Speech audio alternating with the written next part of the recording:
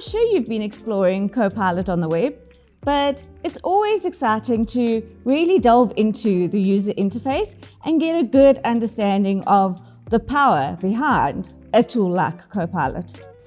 So in this episode of The Blended Beat, we're going to take you step by step through each aspect of Copilot on the web.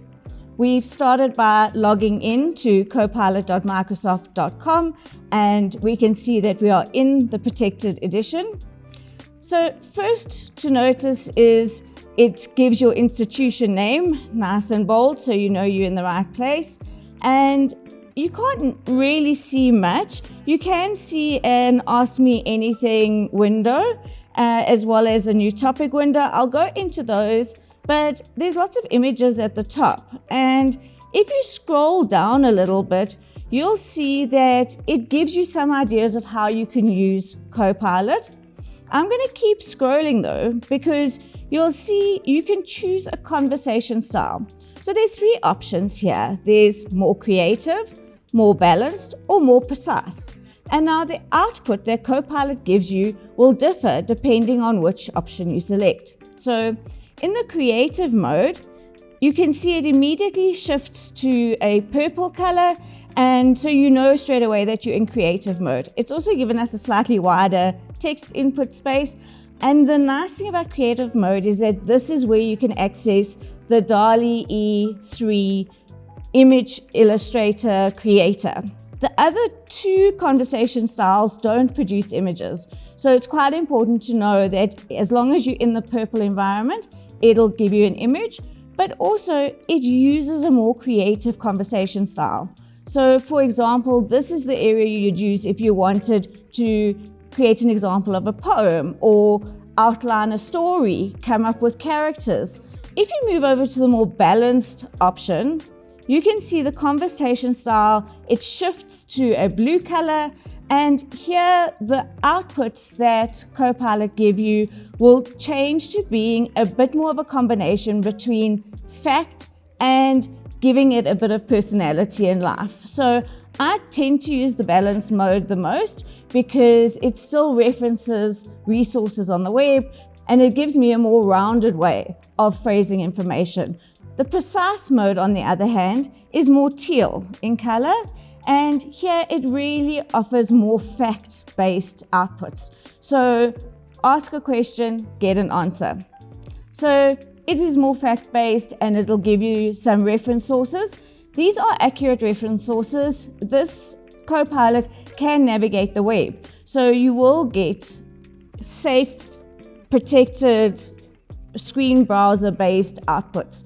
In the box, this is your prompt window. This is where you will ask Copilot your question in order to get a response.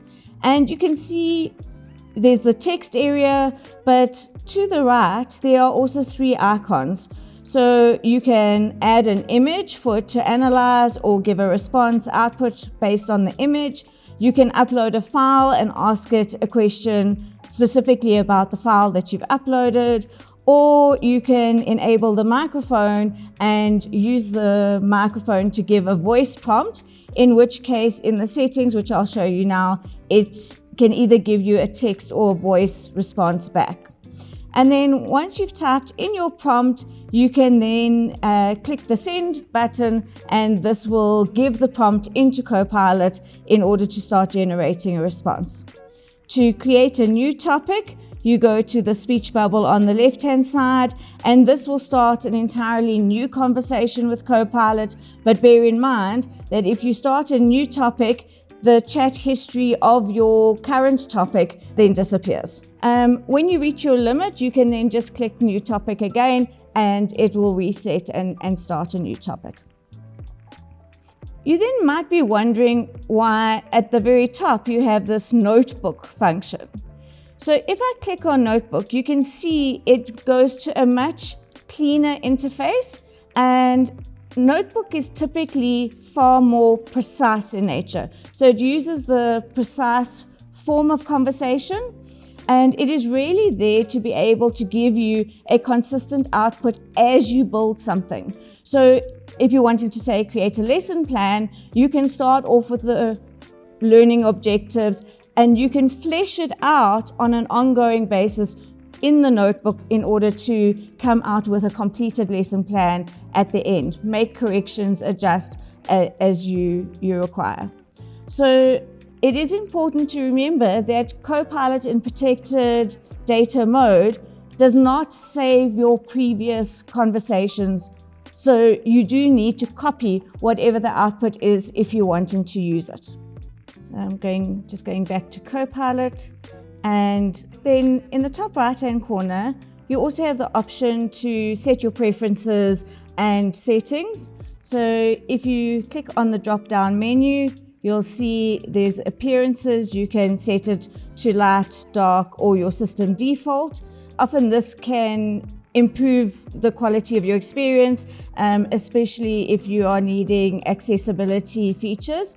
Under settings, if you click the drop down here, it allows you to set your primary language, your country of origin, location, and the voice setting I find quite important, because here you can set whether or not when you give a voice input, does it give the output as a voice as well? And here you can then also decide how fast that voice speaks back, and you can choose a language of preference. So those are the main settings. You obviously would have to save them or revert to the default settings. But this is your primary user interface for Microsoft Copilot on the web. There is good news as well though. There's also a Copilot app for your tablet or mobile device, and it pretty much works the same way as the web interface does. So give that a try, and you can carry Copilot in your pocket. See you next week.